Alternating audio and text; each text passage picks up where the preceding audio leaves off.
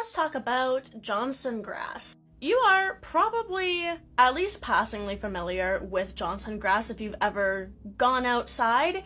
It's native to Asia and Northern Africa, but has since spread wildly across pretty much everywhere else and is super invasive in pretty much every other area in the world that is not native to. But what you're probably not aware of is that under certain conditions, this grass is incredibly poisonous. Most of the time, this grass is fine.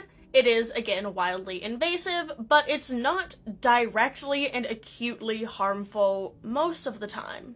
However, when this plant is under stress, such as a recent frost or drought causing it to wilt, or after being chopped down or mowed down, it produces hydrogen cyanide.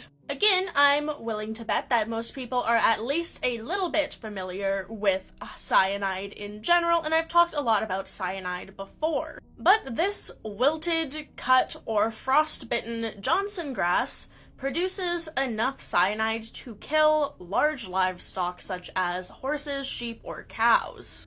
Now, again, like I said before, most of the time it is fine if your livestock happens to eat some Johnson grass.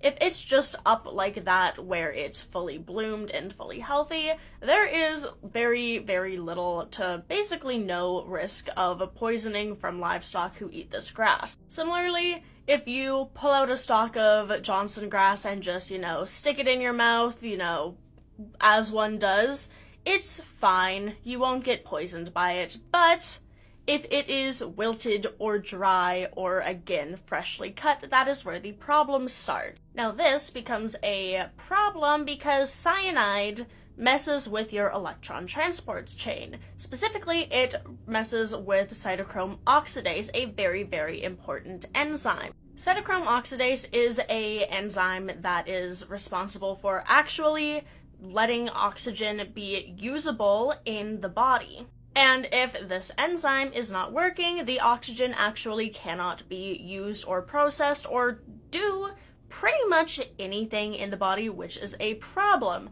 And essentially, even if you are breathing, you are not getting enough oxygen, so you end up dying of anoxia or basically just suffocation. Johnson grass is also really good at being grass.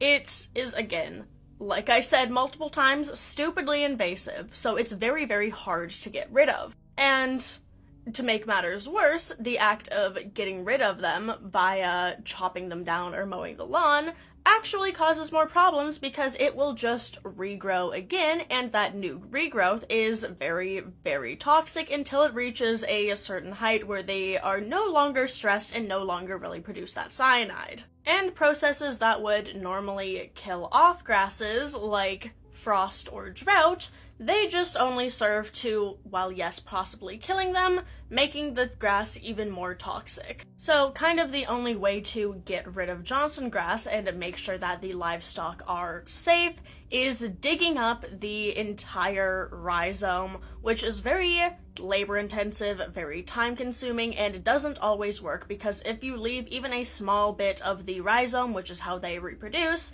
they will come back full force. Other methods include things like placing a tarp on it and suffocating the grass out and keeping livestock out of the area until the grass is fully gone and removed and non-toxic, or by using herbicides, which are not great in the long run for the environment, for people's health, for pretty much anything, but that might be one of the only ways to fully get rid of this Johnson grass. While I don't think there's been any actual cases of human fatalities or even severe poisonings due to Johnson grass, it is a type of sorghum. And sorghum is a type of grain that is grown for commercial uses, so somebody might see these and think that it is edible sorghum, when in fact it is not. But I don't think there's really been any cases of that, and pretty much all of the issues come from livestock accidentally eating this and getting poisoned, unfortunately.